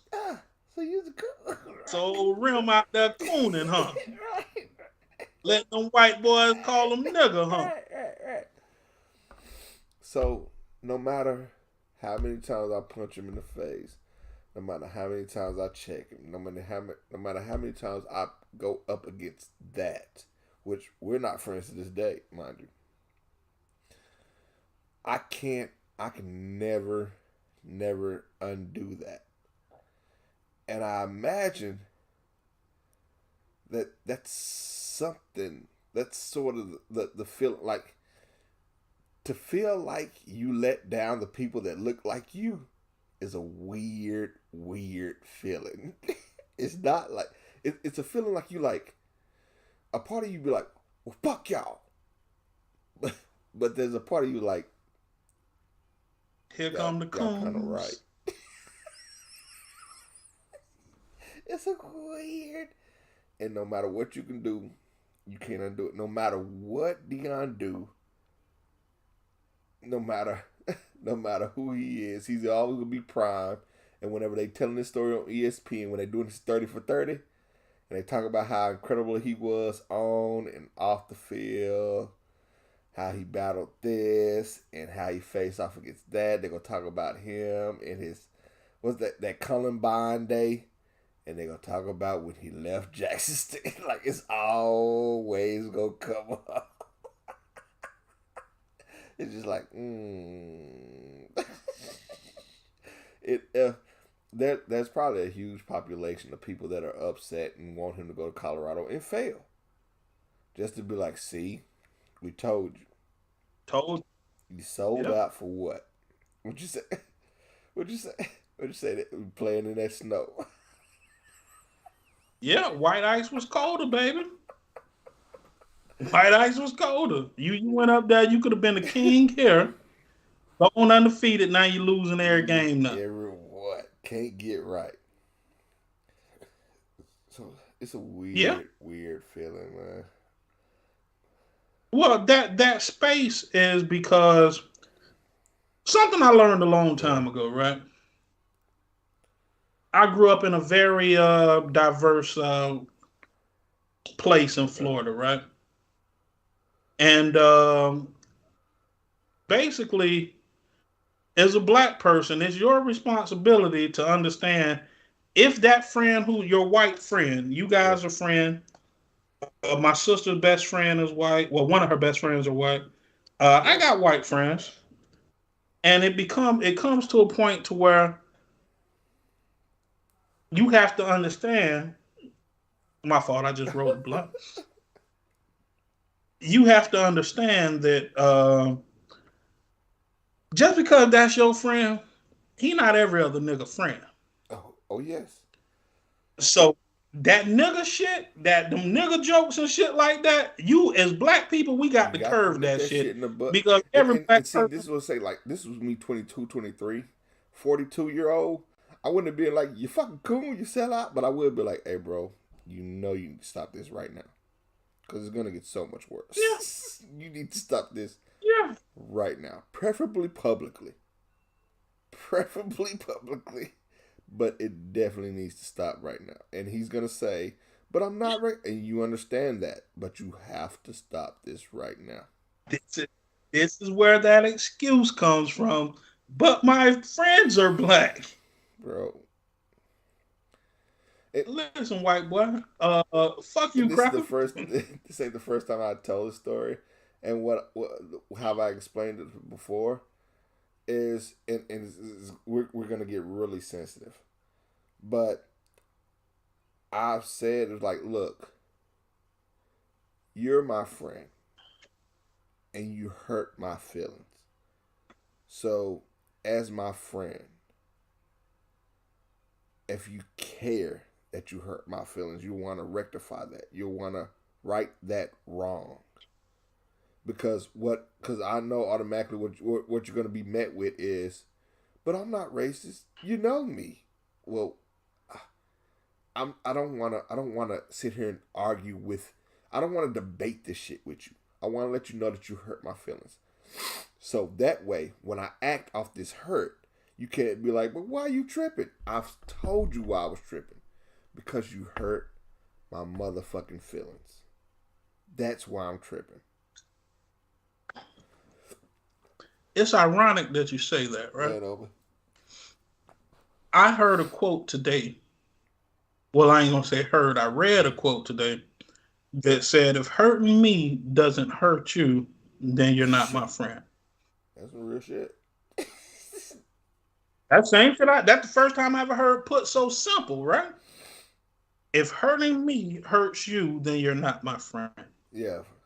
As your friend, I have to tell you, this is why I tell white people you can't say nigga around me. If you say nigga around me, you'll feel comfortable and think it's okay that I've given you the black pass, the quote unquote black pass, to say nigga everywhere you go. You cannot, especially in the South, you cannot go around every nigga saying nigga. So once you do that and these niggas react and be like, we finna whoop his motherfucking white ass. Now guess what position you put me in? One of the first things you finna say, you finna look at you with them sad white eyes like the motherfucking dolls on that SPCA commercial. When the eyes are Go back 3 episodes. That nigga who get beat up and dragged out the club. And I said, cause like,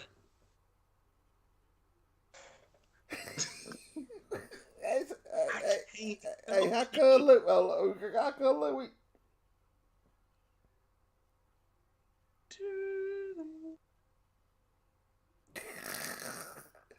had it all mangled up. Don't you dare walk away from me. I can help you. What? Toilet tissue. That's my new shit. That toilet tissue. Outcast. Toilet tissue. Every time bitch get fucked up and I can't do nothing for you toilet tissue. Are you familiar with that song? Slightly. Go listen to it tonight. We'll get off. It's only about 2 minutes. Just listen to it. But yeah, it puts you in a space to where you fucked up. I can't help you. And that's where it becomes. I think as black people, you have to understand everybody don't black the same. Everybody don't black the same. And you know what was cool. That's why it's never been cool around me. Because I know if I take you around my people, you get on that man, nigga, please. Bruh. Now it's two hard questions. Because somebody could punch you in the face. And like, why the fuck would you think you could say that? And before you even answer, white boy, they're going to look at me and be like, why the fuck did you bring this white boy here? And he's saying nigga. Credibility ruined. Girl said that credit score just stayed in tanking. Oh, nigga, it turned into a Drake song, a whole emotion of its own.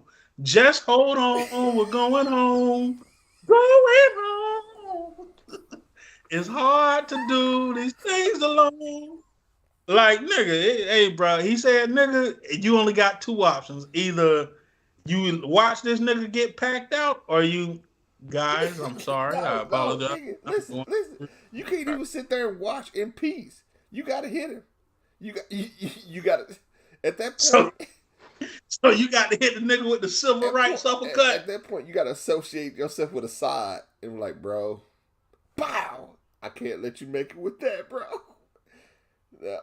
Not trust me. You rather get punched. I'm doing this for you. You rather get punched by me than my cousins because I pulled back a little bit. It still hurt, but I didn't hit you with 100%. I hit you with a strong 93. I ain't gonna stomp you out. I'm gonna knock you down, but I ain't gonna stomp you out. I'm gonna knock you down, and then while you still dazed, I'm gonna pick you back up and give you a stern talking to. Hey, don't do that. Let's go. You ruined your fun. My cousin now, they finna stomp you. Yeah, you hit the ground around these niggas. You that nigga in the club. Toilet tissue. Like I said, they drag you back. They drag you by your shirt collar. Look up at you and be like, bro. Nigga be like, what? I ain't got nothing for you, man. Nothing. They tell you, I got nothing for you, bro. I hope they don't murder you. It's all I can do is wait like 2 minutes and be like, go outside and be like, hey, bro, I think he had enough. Let's say you turn an old booger from our life. He's had enough. Yeah. You know what? I think that should be a segment on the show. He's had enough. Yeah, things that'll get you stomped the fuck out. And we need to get that sound clip of your boy saying, I think he had enough. And every time we go over the segment of things that'll get you stomped the fuck out, we hit him with the life. He's had enough. Go on, let him go. I can put that on the notes, man. We go hit that. He's had enough. It do. Because it seems like every show we come across something to be like, yeah, that'll get you stomped the fuck out. And saying nigga around it ain't like you say nigga hatefully, that'll get you whooped. Like that'll get you almost murdered. It's when you say nigger comfortably, like I'm sitting over here with my niggers. Dude, a white person come around you and say nigga. I don't think that there's a tonality that can be used to where it's acceptable. Yeah. So whether it be like in Boondocks, I didn't say nigger, I said nigga. You can't hate what's up, my nigga. Let a nigga get a French fry. And I'm like, nigga, how you gonna borrow a French fry? Nigga, please. But it's not, nigga. It was with the A, nigga. So, I mean, you got to kind of weigh that in context. You know what I'm saying? I don't think it's appropriate for any white person to say nigga whatsoever, unless you're a racist. If you racist and you say nigga, niggas can accept. Truthfully, I've seen racists get away with saying nigga more so than people that was cool with black folk. Yeah. Like, at least we know where you stand when a racist. It's not a surprise. Yeah, shit. Tom racist. Fuck you, Tom. he was Eat your ass. Fuck you, nigger. By the way, they're supposed to be bringing us lunch today in the cafeteria. I hope your nigger ass don't breathe it all up. But just a heads up, there'll be lunch in the cafeteria. Like, fuck you, Crocker. Dude, appreciate the information. I have been that black guy. I go to work. I'm cordial. I'm cool, right? I'm that black guy that happens to find himself in a position to be a lot of white people's only black friend. So like they go there and they sometimes be like, hey nigga, hey bro, let me tell you, what we not gonna do, you not gonna do that. And like literally I've had the conversation. So like they'll be on Facebook, they'll send me Facebook messages, Instagram messages with these racist tropes, and I'd be like, you cracker ass crap. Yeah. But you know what I'm saying? They're good people. They just, they ignorant. They just don't experience niggas.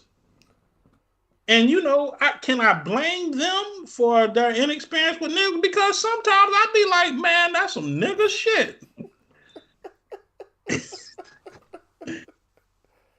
Let's go for it. Let's take email Udoka. I done called him. Motherfuckers had some shit. I'm like, nigga, shut the fuck up. Shut the fuck up. Yeah, like we all got them niggas. Like, damn, nigga, you ain't even gonna put. You went in the car, smoke reefer on your lunch break. You ain't gonna put no cologne on, nigga. Like we have nigga moments in which we as black people experience. We even have to say, man, nigga, that's some nigga shit.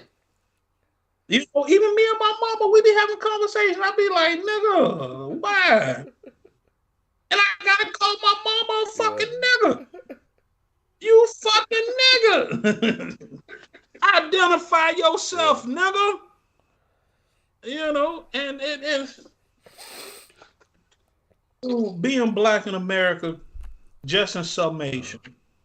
Being black in America, it involves such a responsibility, man. And in respect to Dion, that responsibility can sometimes come at a financial expense. It can come at a moral expense.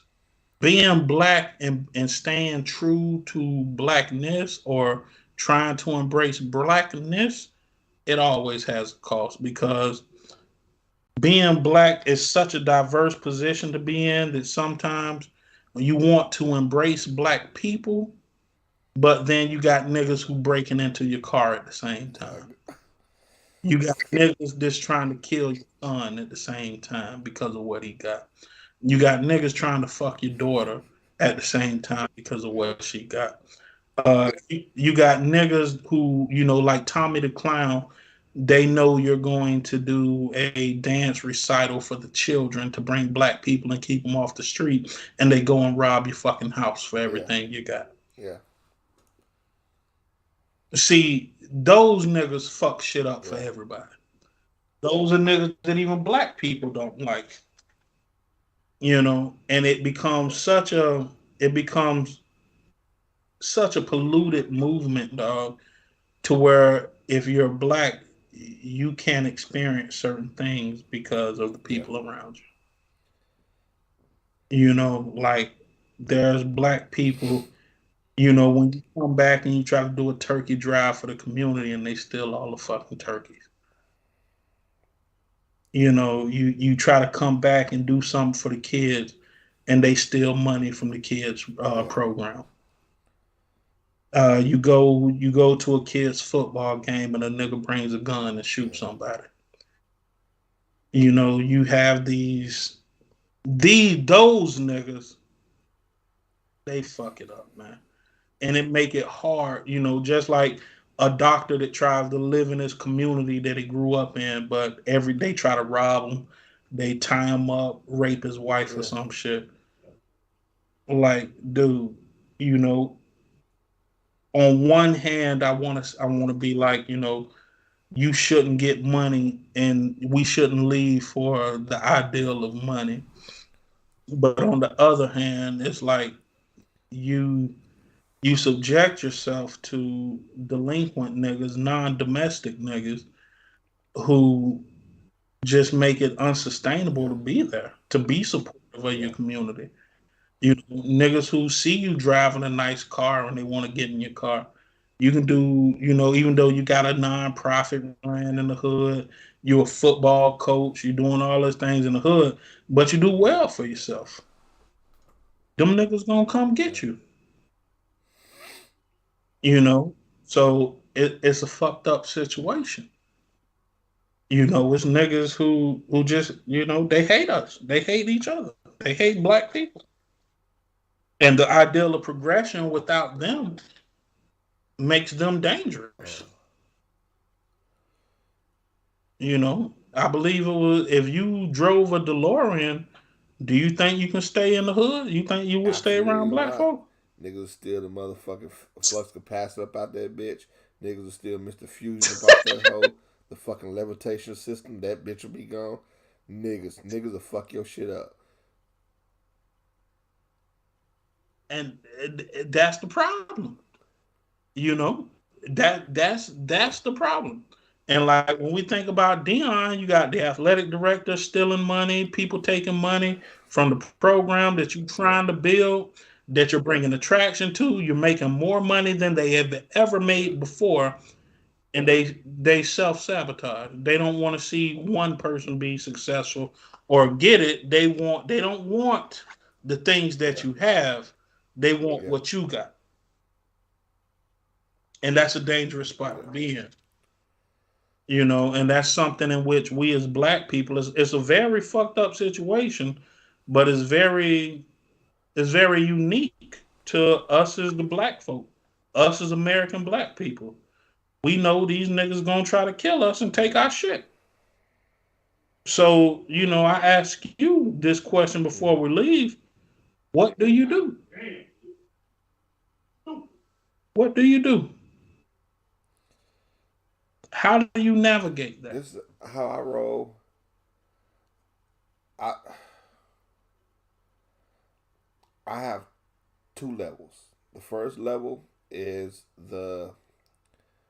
I guess the selfless. Leave this world in a better position in which I found it. So do some good. Don't do good all the time. I don't know how much a lot of good or a little good is. I'm just gonna do some good, and then I'm gonna do some good for me, and it's kind of like that. So if I was Dion, I would have took the exact same course he did. I would have went somewhere, done some good, and like, you know what? I could stay here for another, what you say, 500,000, or I can go here and make $5 million. We're at the do some good for me portion of the show now. You see what I'm saying? It's like I've Yeah. done some good. Now I'm gonna do some good for me. It's purely for me, but I shouldn't be persecuted for that. But here's the thing, though. It's not just him that benefits from it. Those coaches on his staff, they have a high profile Well, yeah, coaching I mean, job. we know this. We know this because we're looking at we look, but it's a lot of people that look at like Dion. A lot of people look at Deion Sanders like he's selfish, and he's never been that. If he has, the most you could say he's been was inadvertently beneficial to the people around him, because Dion and his personality and the way he was able to brand himself created a vacuum of financial attention. Wherever he went, multiple people benefited from it. When he, with all due respect to Andre Rison, nobody was checking for the Falcons like they were when Dion was there. Brett Favre played for that team, I right? didn't know. I Highly didn't enough. even recognize it. I didn't know. Guess who was Dion rookie when he was Huh. drafted? Brett Okay. Favre. He took Brett Favre to a tailor, got Brett Favre, made like Yeah. 12 suits. Okay. Yeah. Odd enough, guess who in Mississippi stole $5 That million? I do know the answer. Guess who else was in Mississippi and got to go through this bullshit about fucking football? The irony. The irony. Life come full circle. And we would look at Dion like Dion was on some nigga shit, you know, wearing gold chains, glasses, dancing, making rap videos and shit. Ultimately, who did the nigga shit? Mr. You know? Man. Yeah. So, I mean, dude, as black people, it's hard to express our pain because you have to, in order to express it succinctly, you have to compare it to other people. You know, you can't just be like, hey, man, this wrong because it's wrong. No, it's wrong because don't nobody else do that shit. You know, you get rich in the white community, not Jeff Bezos, Warren Buffett still owned the original house in which his first house he ever bought. He still owned that house and sleep there. Granted, he got armed security, but you think anybody running up in there trying to get his shit? You ever heard about Bill Gates getting robbed? So I mean, every premier black person, somebody done tried to take your shit. And sometimes it be the most fucked up thing. It even be family. You know, niggas hate to see other niggas happy, dog. And it's a sad, shame reality of the blackity black space we got to live our black ass in, right? Yeah. Yeah, man. Well, I guess, man, we ain't gonna get to no other topics. It's 12:20. I got to piss again. I'm about to get on this art. Listen to me some more. Now Drake on my mind. I'm about to listen to some Drake. Start crying and shit. Get on the motherfucking phone and send out that Harold Melvin and the Blue Notes. I miss you, baby. Man, I think I might make me one more drink in my Clark Griswold mug, and then I'm gonna go to bed. For sure, man. Well, great show, man. It'd be amazing sometimes when we do these shows and we prep for the topics and shit like that. But then sometimes we just get to rapping, man. We don't even do a lot of shit. You know what I'm saying? Yeah, I feel it. And I took I want to tell you something though on a personal level. Something you said to me a few shows back in which has resonated in me since, right? When you told me that you went and you actually talked to somebody. So I'm actually going to use you as an example. And I'm going to do the same thing. I'm going to talk to somebody and see what comes of it or see what it's about. You know what I'm saying? So I want to extend on a public platform, even though it just be you and me watching this shit for now. But in the future, when somebody sees this, I want you to understand, man. Whenever somebody gives you the notion that they done right by you, it's best that you tell them, right? I think as a community, we don't tell people when they impact us. But when you told me that you took the time to actually go see and speak to somebody, that was inspirational to me. And I was very inspired to where I feel like, and you said it was like a weight lifted off your shoulder, right? I want to experience that or see what it's about. So I thank you for being transparent and explaining that and putting it on the table and saying that's something that you actually did. And I look forward in the future to building off of that conversation. We can definitely revisit it because, to be completely honest, I drink a lot of vodka. I don't know what you're talking about, but I'm glad that I was able to give you some ghostwriting, bro. Nah, man. Oh shit, bruh. I don't know what you're talking about. No. Niggas on Nick.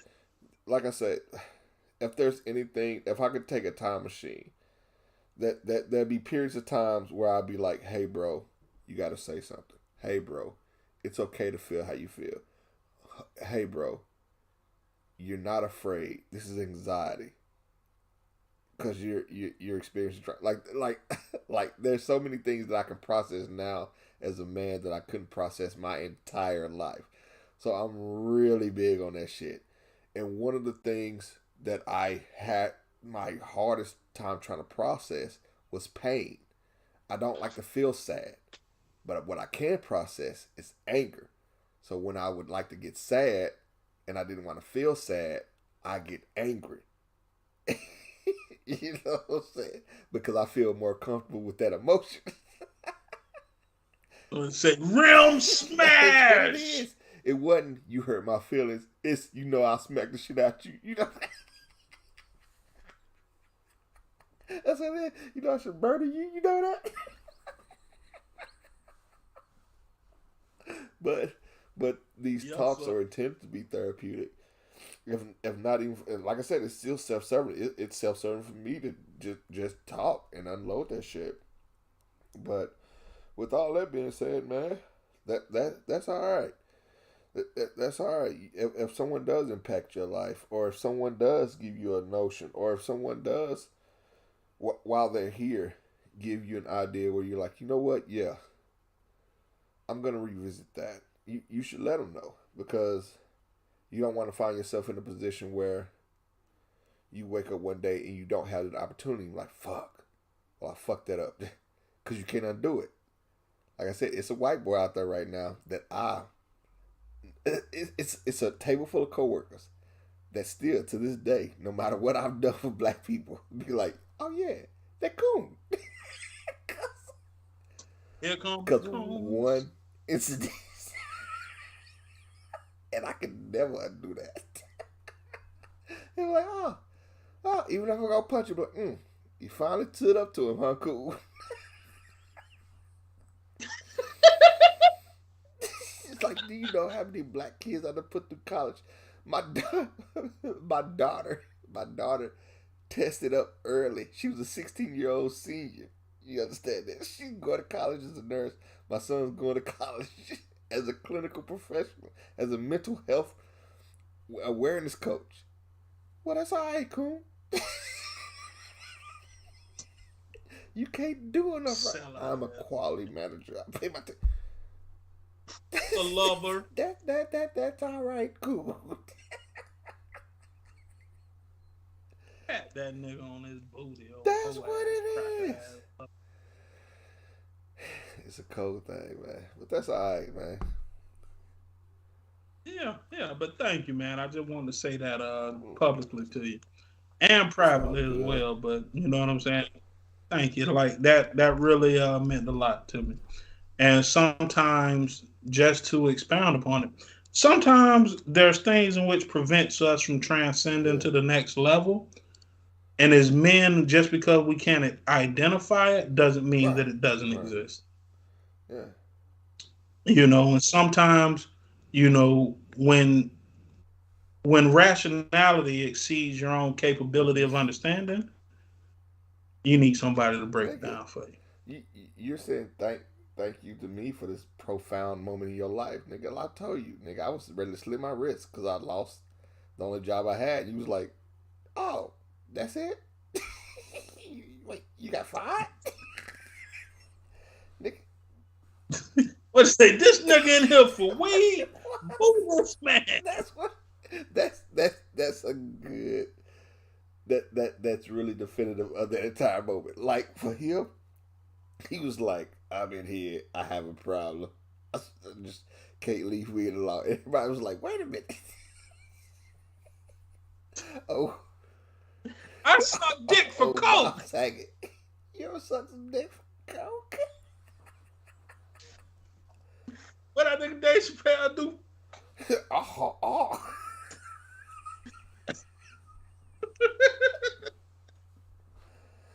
I might watch that shit tonight. You know they came out with another, what you call it? I ain't gonna call it a sequel. I just call it another one. They came out with another one. Nope. Did you watch it? Trash. Welcome to the club. That's just like nigga coming out with Thursday. Fuck Thursday. I'd rather watch Friday. Wow, they did that. You remember? I got to hook up too. No. I tried to watch it. No. I ain't even watched the Halloween remake. So, yeah. Yeah. But yeah, man, great show, man. Hopefully we'll get to a Tuesday show. Yes. Tomorrow. Tuesday be rough. What? nigga, I don't drink on Tuesday, so it'd be like if I ain't at 100%, I'll be Yeah. like, fuck it. Yeah. But tomorrow, I don't know if you went to a battle rap come on tomorrow. Big battle rap platform on Caffeine. I suggest you down if you went to it, download it. It's free. There's a lot of battle rap going on tomorrow. So tomorrow it Yeah. starts at 3 o'clock. I wanted to go to the bar this weekend. I Yeah. slept in today. I got off work and went straight to sleep. Laid in the bed, rubbed my Right. penis, and went to sleep.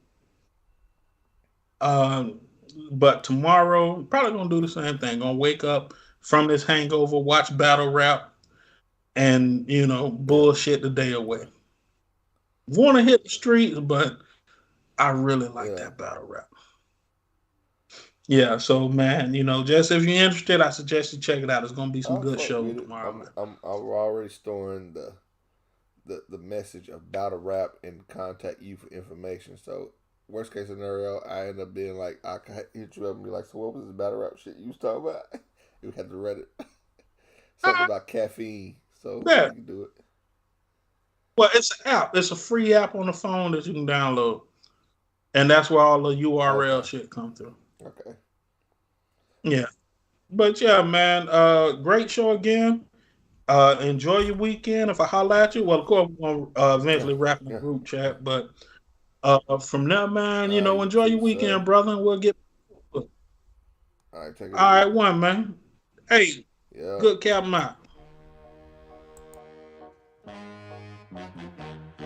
This is I